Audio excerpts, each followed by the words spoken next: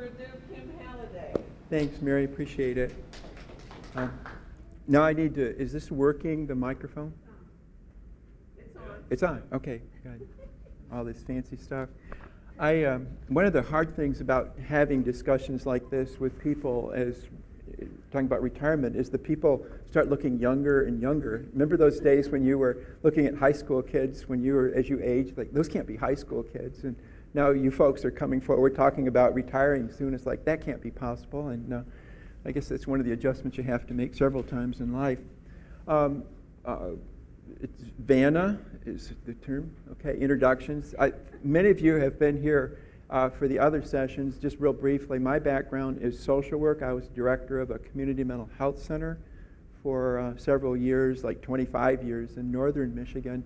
And my original training was in the clinical area, and this is just an area of interest that sort of emerged as a follow-up to that career, my career, as well as life experiences as I've moved into this phase of life, trying to hopefully shed some light about preparing for retirement, some things that you might want to consider. And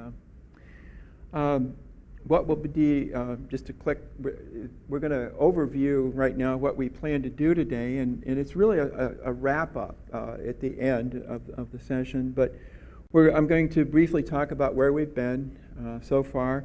We'll be looking at 6 additional attributes. We've looked at 4. We're going to look at 6 additional attributes in a little bit more depth today. I'll summarize the 12 altogether. Some have kind of blended, but we'll summarize those critical attributes that people who are successful in retirement report they possess, and we'll go over those briefly. I'm going to suggest, again, some things that you can do right now to prepare for retirement. My focus is not in the financial area. I think I've made that real clear. That's a huge area of consideration. There's no question about it.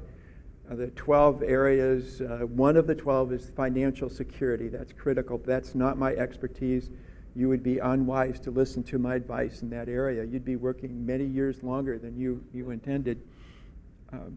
I want to real briefly introduce you to the profession of retirement coaching is an option that some people may consider. We can do a click now. I want to go over the objectives for today. What I hope you'll walk away from today is the same that I hope that you could walk away at the very beginning, is an elevated commitment to yourself to prepare for that phase of life. It's important that you do. It's something that's going to happen to you, and the more prepared you are, just like every other new phase of life, the better prepared you are, the better it's going to be. I hope that you will walk away with a better understanding of what are those attributes, those personal characteristics that seem to be associated with success in retirement. And then hopefully you'll also walk away with a few ideas to enhance your preparation relative to those attributes as you move out into that phase of your life. We've looked at 4 in a little bit more depth. One is health and wellness. That's an important part of being successful or having a good retirement. Another one is replacing the life functions that came with work, structure of the day, social contacts, status, personal identity. All those things need to be replaced as you walk away from this phase of your life. Another one that we've looked at is creating and maintaining harmony with your significant other. If your life situation includes a significant other, to the extent that you're on the same page, you're going to do much better in retirement. And as we talked last time, it's an area that oftentimes people kind of get separated from each other and don't find themselves in the same track. But 24/7 together, it becomes real important that you find harmony. And the fourth one that we talked about was establishing a sense of purpose and meaning in life. And most of us think that's kind of esoteric. We don't bother to do it. We let other life roles and other people define that for us. It's really important that you determine or redetermine what your life purpose is. And we'll talk a little bit more about that today. Everybody's life story is unique, and I think that's important. Whatever applies for Wendy will be different for Mary and vice versa. It's just the way it is. And so each person has to prepare him or herself. There are no blanket. And that's been true with every phase of your life. There's a unique quality to it. What this is all about, what I really hope you'll find as a result of this, is that you will decide to have a conversation with yourself about this, a deep and honest conversation with yourself about this phase of your life. The fact that you're here suggests that's something that you very likely will do, but it's important that you have that conversation. And if you have a significant other, a partner, that you have a discussion together about some of these areas. What I hope I can do is maybe help you focus that conversation a little bit better than you might have. And so if you walk away motivated to have that discussion, you're a little bit better focused, then I will have considered this a successful experience. We'll be looking at some additional characteristics. I guess you can do the little nudge. We want to go back to, and we just stay there for a minute, on life purpose and meaning. I just want to finish that. We ended when that discussion was going on. We left off by suggesting there were a number of tests. If you're engaged in an activity and you wanted to step back and to say, is this really giving my life meaning or not? There were a number of tests, such as, does it enhance social interaction? Another test was, it allows you to try new ideas. Another one is, it requires physical and emotional energy. There are 15. Those were handed out before, and if you don't have access, I can make them available. But it's a way of trying to, as you try to refocus your life into meaningful activities, it gives you a chance to kind of see if this is really meeting the bill. If you're, alone, and there's no social interaction, you're not doing things that are supportive of good health, you begin to see that as maybe not an activity. At the first session, I mentioned a eulogy exercise that I used with students that I had at Central Michigan several times, where I asked people to kind of project ahead in their lives at a point when they were in their late 90s, let's say, and dying. How would they like to be remembered by others? And it was very informative for those individuals, because what they talked about had very little to do with what was actually going on in their lives then. And the point of that is we each have to define what is meaning in our life. And most of us will determine, I think, that the meaning has more to do with relationships, with people that you care about, and more, and not so much the possessions that I accumulated or the status I held in my profession. It's usually the people that are real close to you, like a spouse or like a child or siblings or good friends. And that was really what people wanted to be remembered. And the point, though, I want to make is that you have to define what's meaningful for you. Others can't do that for you. The good news is that you've had to redefine meaning in your life several times already. As you've moved from a child to an adult, and you've gone through the different phases of school and finding a significant other, beginning a career, each phase means you had to leave something behind and you had to redefine who you are. So you have skills in that area of defining purpose. Call upon those skills, because you're now about to enter, for many of you, a new phase of life. So you draw from your own history. You're going to be burdened with this concept of ageism in our society. We've grown up kind of bombarded with messages that being old is not a good thing. And you're going to have to fight those messages, because I personally, this is one of the big ones for me, is that there's this sense of I'm no longer relevant. And I know that's not true, but we've been sort of convinced. Look at the ads on TV. Look at just what's going on in society. It's all geared for up-and-comers, not those on the way down.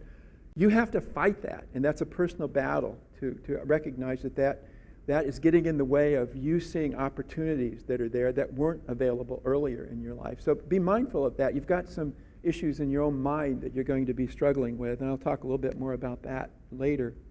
You can click it. This one more time. Yeah, this is. I've made mention to this. This is an incredible book. Man's Search for Meaning by Viktor Frankl. He's an Austrian psychiatrist, MD, who specialized in the mental health area, who was a person who was in a concentration camp in Austria during the Second World War. And he, in very simple terms, talks about how he was able to find meaning in the most unimaginable situation. And it provides, I think, some good insights. Brief little book, and I highly recommend it as you struggle for determining what's important in life and what gives me meaning. We can go to the next one. As an aside, I want to give you an example of a simple way that people can find meaning in life, and it's right there in front of you in so many ways. And this is a great little book that I'm going to talk about just a little bit. It's called 30 Lessons for Living by Karl Pillemir. What he did is he got together several hundred, if not maybe a couple thousand or so, older adults, like 70, 80 years old, and talked to them about life lessons. And some of the lessons that he was able to pull from these people are profound. And they're profound because they're lessons that you already know. These are skills that you have. If you can get the next click. Some things that he discovered, such as messages that you would like to tell your earlier self, such as time spent worrying is time wasted. Think small. Don't change the world. Change what is within your span of ability to impact. Travel more. Say it now. Don't wait till later. By the way, I have handouts that will have all of this information on it. So you know if you want to say that. Another one is always be honest, especially with yourself. Another one is abandon the fight against aging. You're not going to win. No one's won yet that we're aware of. So the battle is not worth fighting. Act now like you will need your body for 100 years. 30 of these lessons. And here's the point. You are a reservoir of great knowledge.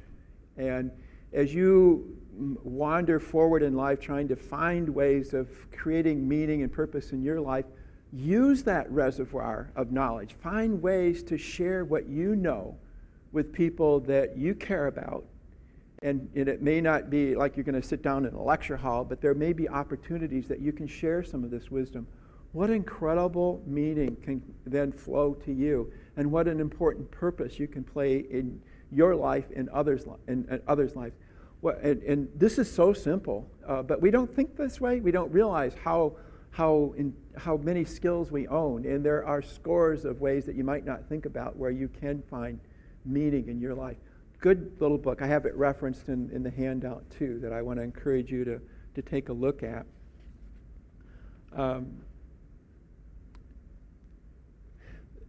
We can do a click now. The next one is maintaining. This is one of those 12 areas. We're going to really look at, it turns out 11 today or in total, but this one is maintaining or creating a positive attitude about one's current life stage in the future. People who do well in retirement are people that keep focused on the future, a positive attitude about where I'm at and where I'm going. And so often people get hung up in a negative attitude, and that leads to nowhere. And this is something you're going to have to create, because you're going to have to fight that ageism, that sense of, I'm no longer relevant. But finding that is really critical. Next slide. And some of the things that you'll want to do in this area is to discover and embrace the positive. And this is hard work because, again, your messages that I'm not, maybe as important as I used to be, but that blinds you to see the positive that might be out there looking forward, the opportunities to do things that you weren't able to. Another thing is to continue to develop and learn. live like you're going to live to 100. Don't assume that this is all downhill. If you're 55 or 65 when you retire, you have a lot of years ahead, and you have a lot to learn. So that to the extent that you can develop this interest in learning and developing as a person, you will find you'll do much, much better. Welcome new challenges and opportunities. Don't think that your best years are behind you and there's not anything worth accomplishing. Look at opportunities. You may not be able to run a mile in 4 minutes. That's probably long gone. But you may be able to discover an area of interest that you had been lying dormant. Maybe it's studying a new hobby or whatever. Another key is to let go of realities that no longer exist, like your 30-year-old body. For those challenged in this, just go to a mirror. That's real helpful in understanding that. But then don't just get remorseful. Think, okay, I'm at a different phase. I have different opportunities, just like you did when you're a 6-year-old versus a 12-year-old versus a 20-year-old. Each time it was hard, but you saw new opportunities are there. And to the extent that you can develop that mindset, you're going to do much better at this next phase of life. And if you can't let go of some of these things, you're going to block your ability to see and then take advantage of the opportunities. Okay. Oh, as I did last time, I have a number of exercises that you can take home at your own leisure. The one I have here is on where are you on your attitude towards retirement? Do I have a positive attitude? And if you don't, that's okay. That just lets you know an area that you need to work on. So that's one that I think there are like 10 questions or so, and gives you a sense of where you might be on that category. We can do the next one. The next area is being flexible, adaptable, resilient, embracing change. It's another characteristic that people own that do well in retirement. Many of us are not so good at being flexible, and maybe some of us have been that way since we were little people. The people that do well in retirement, though, develop a capacity to be flexible and resilient, because things are going to happen to you that will require that you be flexible. It may be a loss of mobility. It may be friends who are no longer around, who have died or moved on, and so you're going to have to continuously move into unfamiliar territory. Those who think that the best way to look at the future, deal with the future, is to hide out in a cave, usually don't last very long. And to the extent that you can develop these skills of being flexible and adaptable, the better off you're going to be. Do the next slide. Some of the things, focus on the positive. And this is going to have to be mind over matter, because the tendency may be to focus on the negative, but by forcing yourself to see what's good about this picture, develop a passion to continuously learn. Like so many other times in your life, you've had to push yourself out of your comfort zone to get to a point where you can, like in this example, develop a passion to continuously learn. Maybe you're going to have to take a course. Maybe you're going to have to read a book or do something just to get beyond your own self-imposed inertia. But if you are able to develop that passion, it's just amazing out there. I mean, the idea, if you want to learn a language, whether 100 different languages you could learn if that becomes something you're interested in, and it's just unlimited. Draw from your own personal experiences, because you've had life transitions as you've moved from one phase to another, and you kind of revisit your history. How did I make it from being a young adult to middle-aged and all that went on? How did I, and maybe sometimes the lesson you learned, or don't do that again, but it's you have a reservoir. Take risks. Get out of your comfort zone, just like any other time in your life. And this is a new time when you're going to have to do that. Force yourself to be something less comfortable than you would like. Can do the next one. There's another. There we go. I have another exercise on adaptability profile, and it's 14 questions. Will help you understand a little bit better how flexible and resilient might I be? This is not the definitive psychological study, or I don't mean to suggest it, but it might give you some insights. Am I one of those cave dwellers, or am I someone out there looking for some new ideas? And whatever you find is good information. It helps you know, because part of what this is all about, these 12 characteristics, is for you to identify where you need to put your energy. It may be in working on a harmony with your spouse. It may be, and for some of you, your financial portfolio. It may be, I need to work on being more flexible or adaptable. And so it's not like everybody has to work on this. And if this happens to be one of those areas for you, then you've been at least better informed about what needs to happen moving forward. Next one, lifelong learning. It sort of comes up in a lot of ways, but we have this mindset in our society that all the learning we do is largely done by the time we complete high school or college. There may be some in-service through the employer, but most of us kind of think that and when we learn going forward, it's very selective, and it's not, we don't have time for it usually. And when you're busy, as you folks are working now, you don't have as much time to do these things. It's going to be real important for you to find time. And learning can be reading a book. It can be taking a class.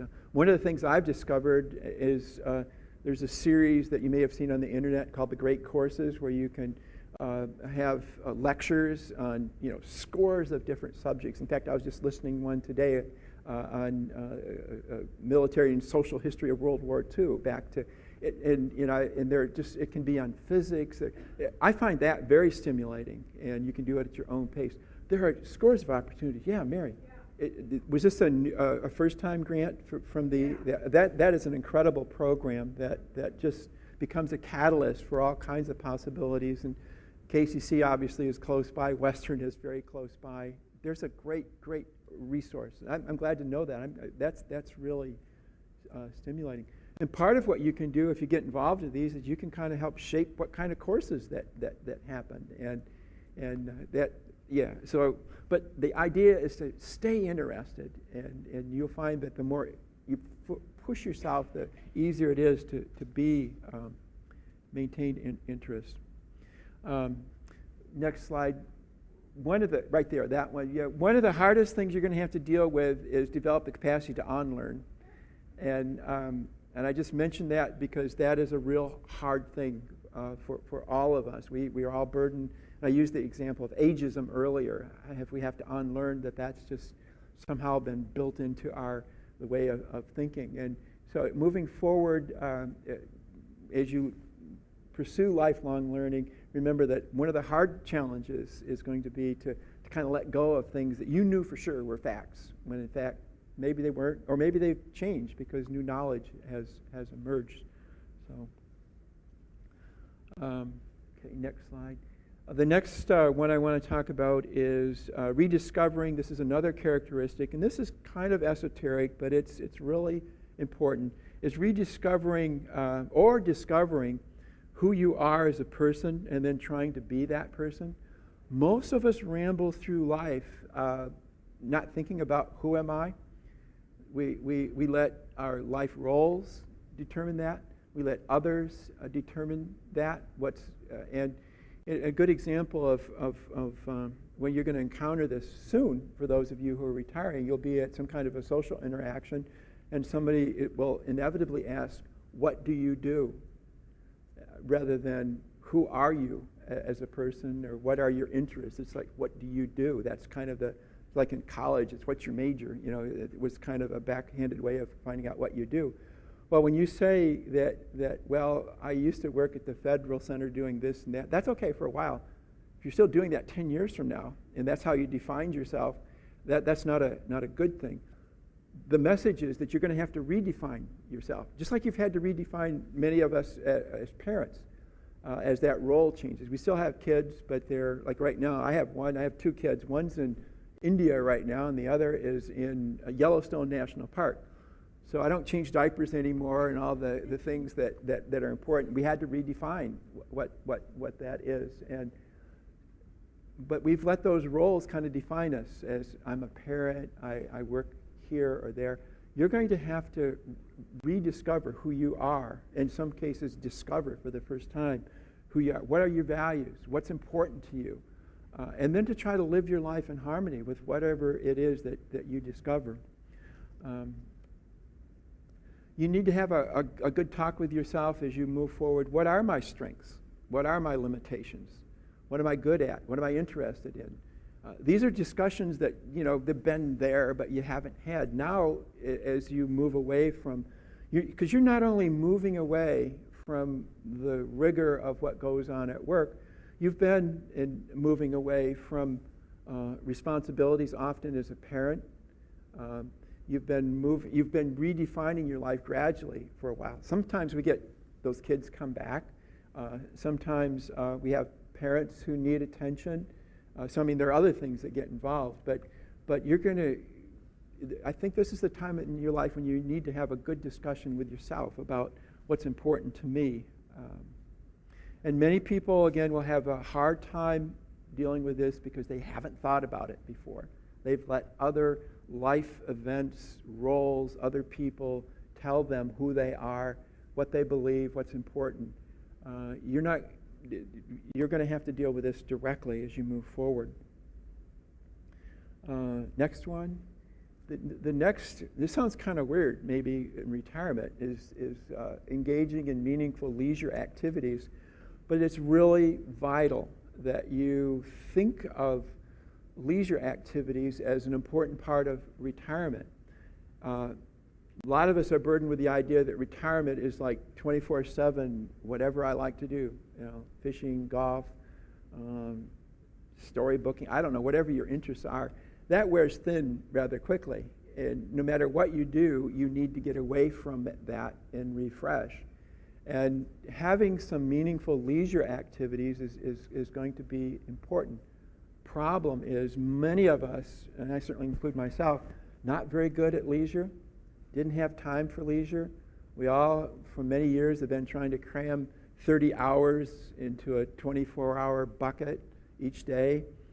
And one of the first things to go was leisure activities. Another one, sleep, eating properly, spending time with your spouse. There are a lot of things that we lose, but leisure is one of them. And maybe at this point, this isn't a skill that we possess. The research, though, tells us that people who are successful in retirement find that they create ways of getting themselves engaged in meaningful activities outside of what they regularly do each time. And for some of you, it may be travel. For some of you, it may be reading and intellectual stimulation. But the idea is to find some balance of enjoyable activities to be there to counterweight whatever else you may be doing in retirement. Leisure 24/7 is not leisure. That becomes your new job. And so often people in retirement, their new job is, well, I have to golf 4 times a week, or I have to, whatever it happens to be. That will be exciting. It's a wonderful thought as you get close to that day, but it doesn't hold up very long in the real world. You need to be involved in other activities, and one of those activities is being engaged in leisure. Some of the questions that you're going to have to ask yourself about leisure: how will I define leisure now that I have the time? Because one of the excuses we've used, and it was a valid one, I don't have time to do the things I'm interested in. You really didn't even know what you were interested in because you never had the time to even discover that. Now you have the time, so you can't use that excuse anymore. Another question you're going to ask yourself, am I still interested in what I think I would enjoy? You may be harboring this idea, boy, when I retire, I'm going to get into woodworking or whatever your leisure activity might be. The time comes and maybe that you're not interested in that anymore for whatever reason. That phase is past. Another one is related to that. Is the passion still there? We thought, someday I'm going to pursue this, and now that time has arrived, is the passion still there? So you may have to discover something else. Another one, too, is am I physically able to do what I think has been my passion all along. I haven't been able to do it as well, and we're going to have to make some adjustments. I have a next slide is this will be in your packet as well, and that is an inventory, just some ideas of 140 ideas for leisure activities. And you may not find anything of interest there, and there are probably 1,000 possibilities that one could come up with. But it's important for you to be thinking about how I want to engage in some refreshing, stimulating activities. And this may trigger an idea or two for you. It's an important attribute to own going into this phase. We can go to the next one.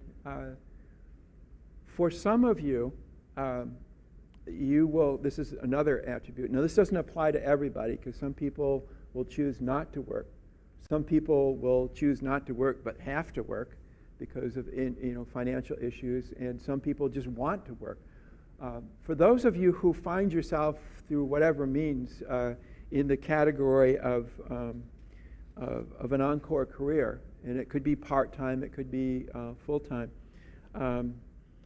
there are some things that are going to be essential, and that is that you're going to have to look at yourself and say, do I have relevant employability skills right now for what it is that I want to do?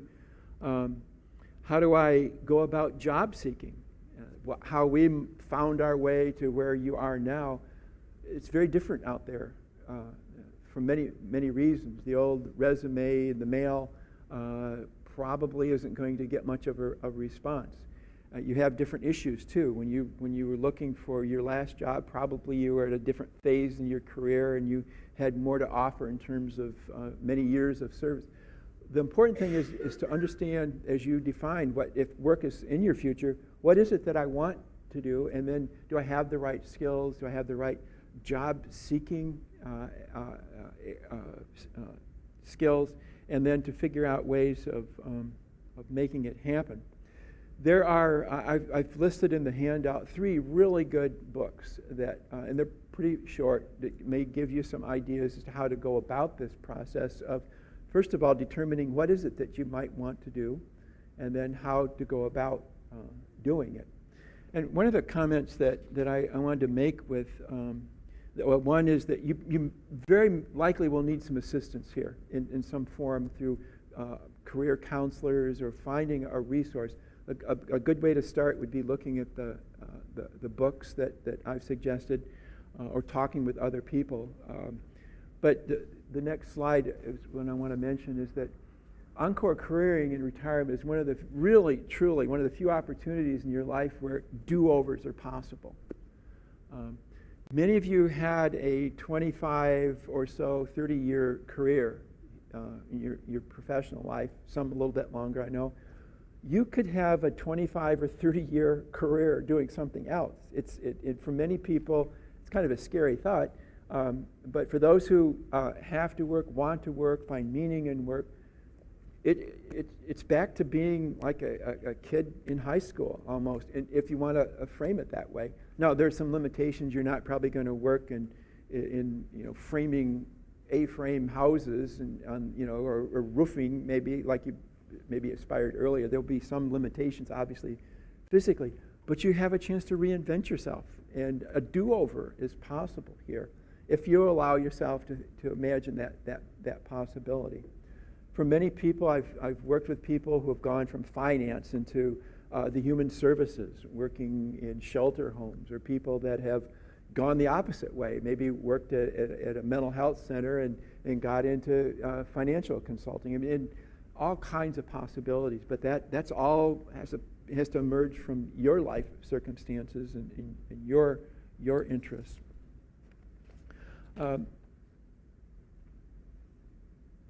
But this do-over thing is really important. The 12, I just want to go through these briefly. in some of the workshops, we'll spend 2 or 3 sessions just talking about one of them. And I've been flying over at about 30,000 feet. We went down maybe to 10,000 feet. Now I'm going to go back up to 30,000 feet and just review what these 12 attributes that research tells us are important to own as you try to find success in retirement. I have the first 3 coming up here. One is being committed to maintaining your health and wellness, including your mental health. That part of what goes with any phase of life is being physically well. Sometimes, no matter what you do, things happen. We certainly understand that. We've all lived long enough to know that happens. But people who work hard, do what they can do to promote their health and wellness, and if they are fortunate enough to own it, own one of the critical attributes of success in retirement. But it's hard work, and things that worked at 30 aren't going to work at 60 or 70. Habits that you might have been able to dance around won't work quite the same way later. And it's going to require some accommodations, the food you eat. But those people who are committed and work at it, they tend to do better in retirement. Financial security. This is critical. It's a foundation for everyone in success. But it's something that you probably, if you're not pretty close to being there now, it's a bit of a stretch to catch up at this point. This is something that should have begun, and we all heard it when we were 25 and 30. Most of us, myself included, probably didn't do very well in preparing.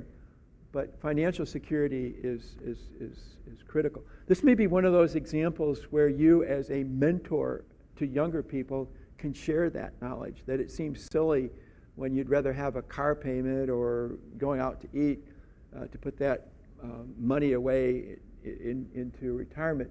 But this becomes real important now.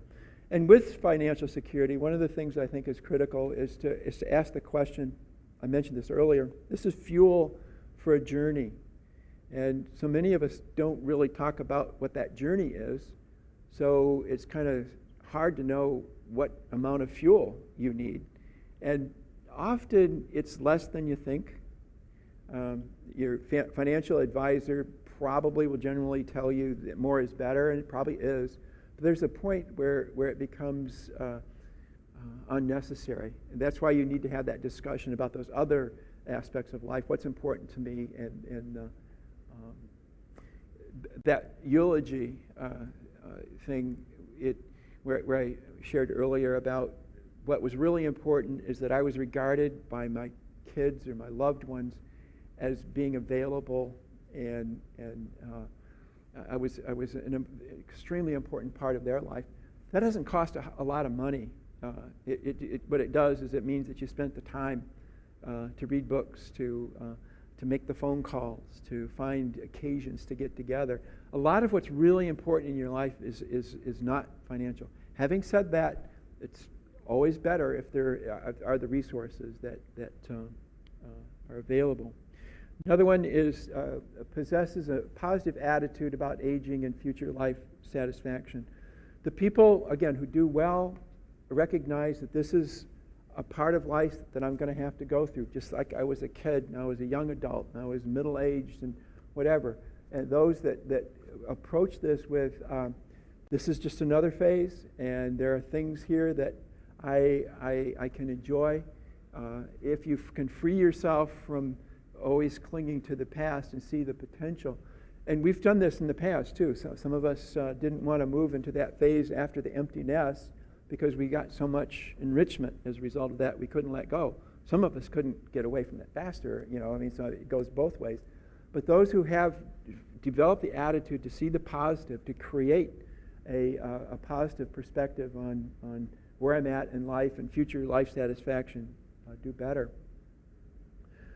Another one we've mentioned, we went over this in greater detail, is if you've been able to replace the functions that work gave you, the sense of status, of personal utility, of the structure of the day, the things that come with work that we don't think about until it disappears.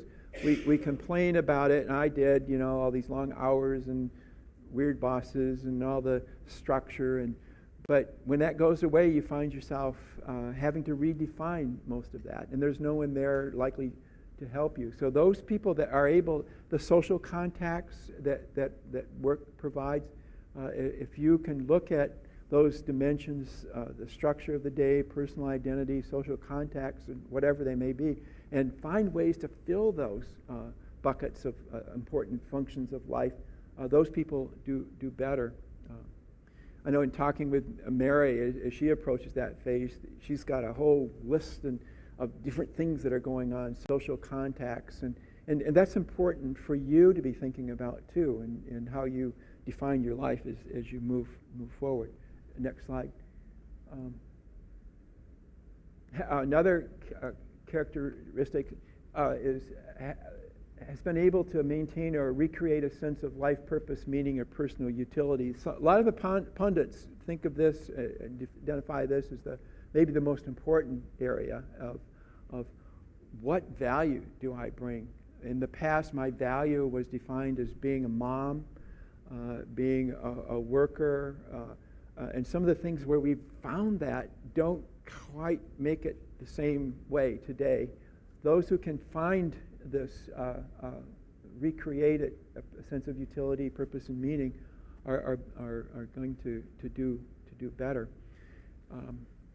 It's not easy to do, obviously, but it's really very critical. Another one,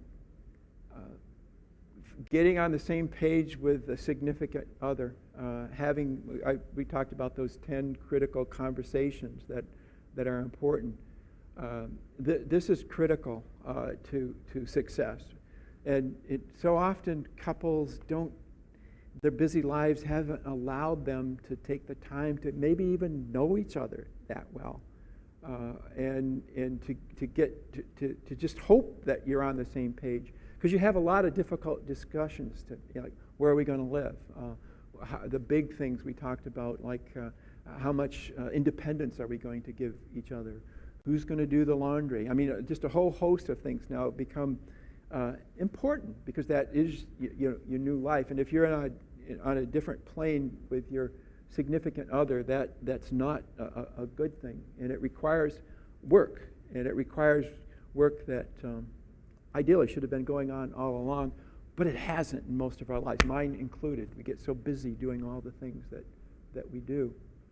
The social relationships are critical. One of the areas where people don't do well in retirement is if they sort of kind of remove themselves from social connectedness. That often becomes a pathway to not a very happy ending, and things like alcohol abuse and other things kind of get involved. But there's so many ways that you can stay involved. Your church offers a great opportunity, your synagogue, for many individuals. Finding those social contacts is going to be important. This is an example where we talked earlier about work provides a lot of that. We don't think about it. We go to that place, and I'm sure most of you, like just about everybody here, I know there's some, maybe not everybody's always hugging everybody, but one of the things that happens is that you do have that social connectedness, and you're going to have to, this is a high priority for you, and for some of us that's going to be very easy. For others, we're going to have to be nudged a little bit. To the extent you're isolating, that's not a good predictor of how things are going to work well. I mentioned earlier the flexibility, resilience, adaptability. For some of us, that's going to be very, very hard, but it's critical, because the world's going to continue to change. Things are going to happen to you, and if you're sort of like locked into 2014, and that's where I'm going to embed my roots there, and I'm never going to move, you won't probably be around very long, quite frankly. The people that learn to adapt to what's happening in technology, keep in touch with what's going on in the world and in their community, do much, much better. Next slide. Yeah, okay. And, the leisure activities, developing an ability to enjoy something, maybe at a level you've never been able to Don't get caught up in that all I'm going to do is have fun, because most people find that rather boring after a while. You're going to be involved in something that then requires an activity to kind of refresh. And passion for lifelong learning, we talked about that just a few minutes ago. That's really critical, to stay awake to the possibilities of new things to learn. Possessing a deep awareness of who you are as a person, trying to come to grips with that and see if you can align your life with what's important to you. But that begins with understanding what are your values and your life principles. And a lot of tools out there, and some of the books I've recommended will talk about this directly and indirectly, but it becomes important.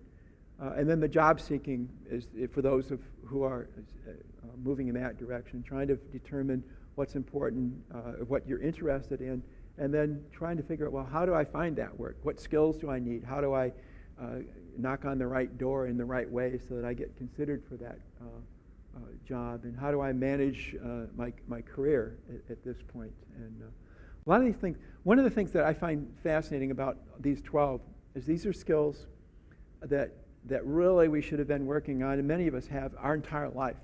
Our health and wellness, getting along and being in harmony with our significant other, understanding leisure passions and what to do.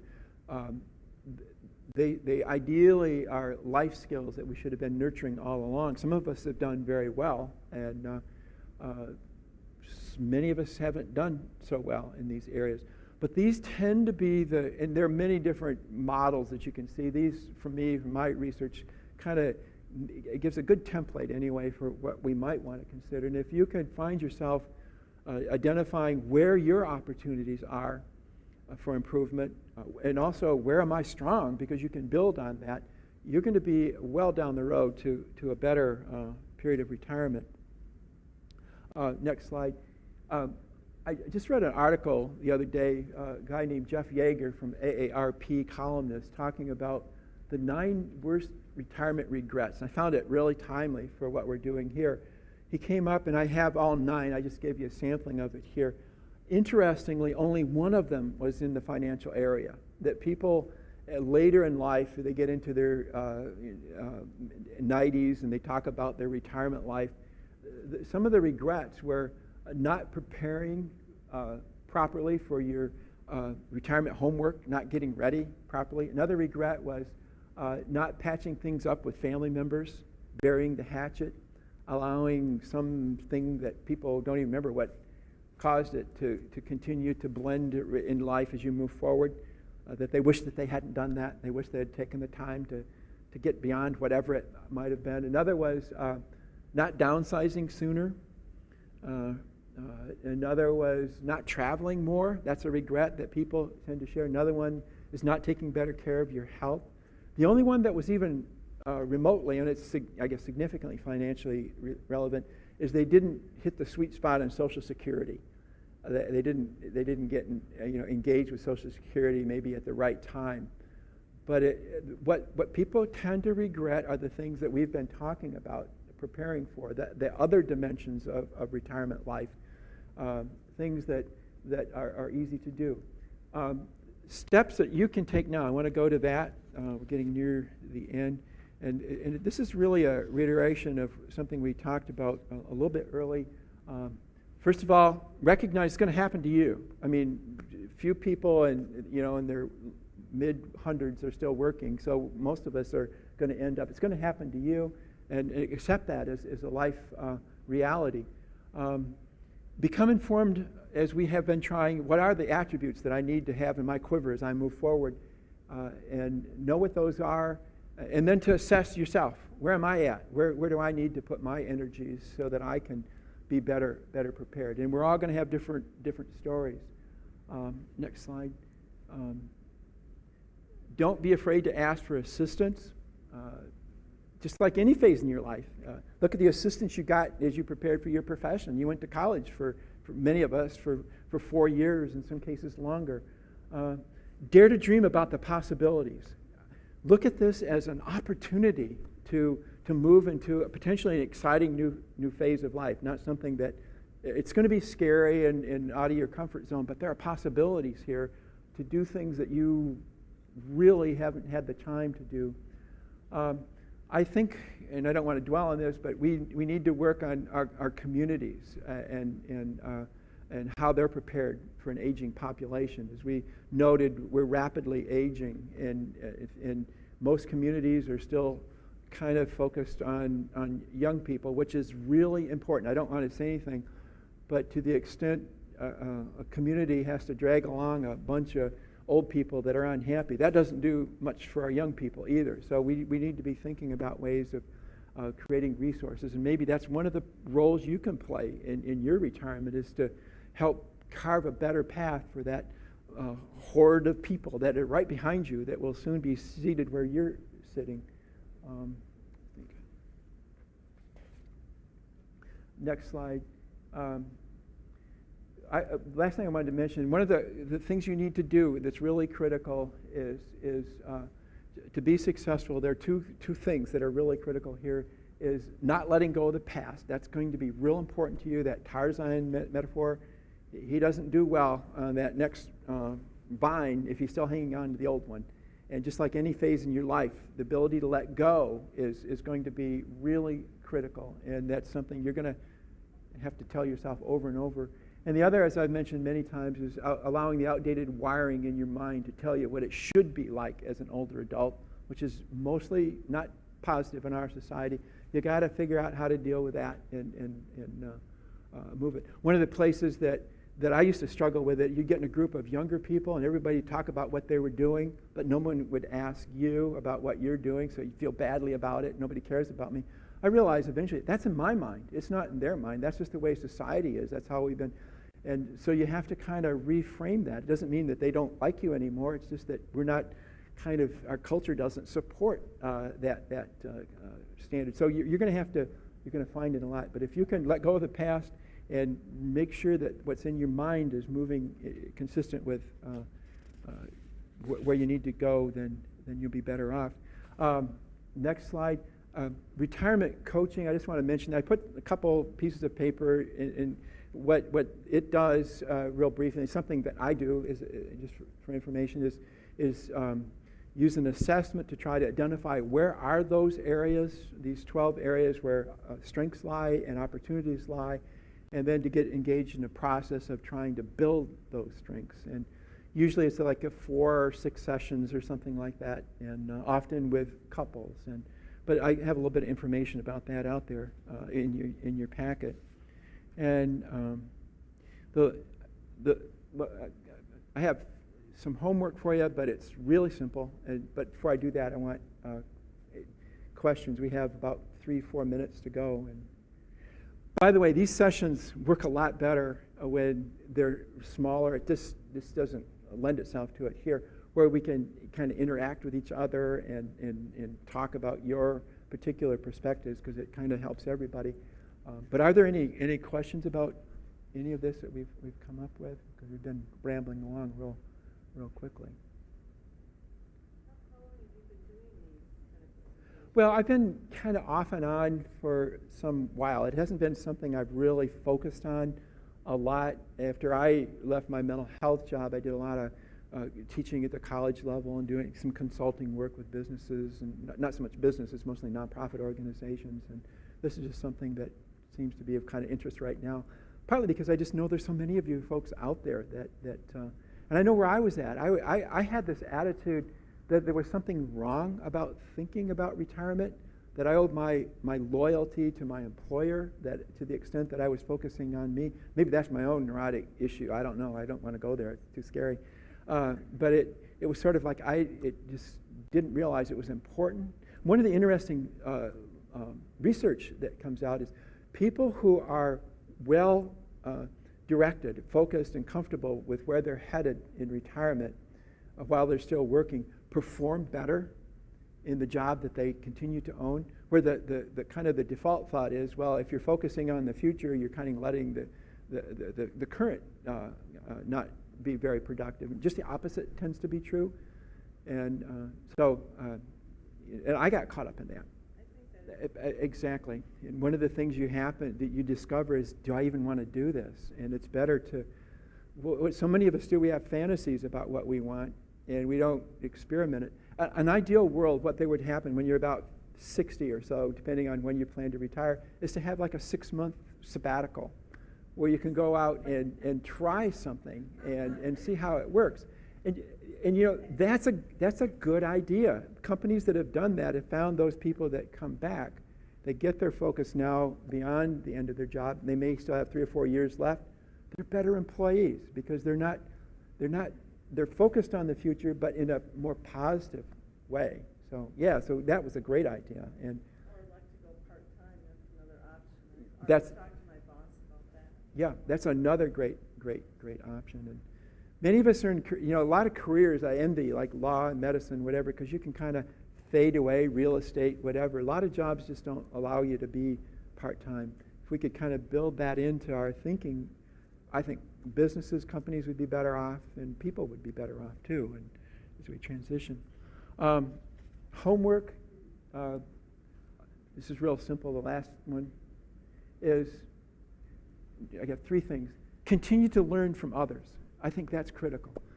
Find mentors. People are out there doing this well. What are they doing?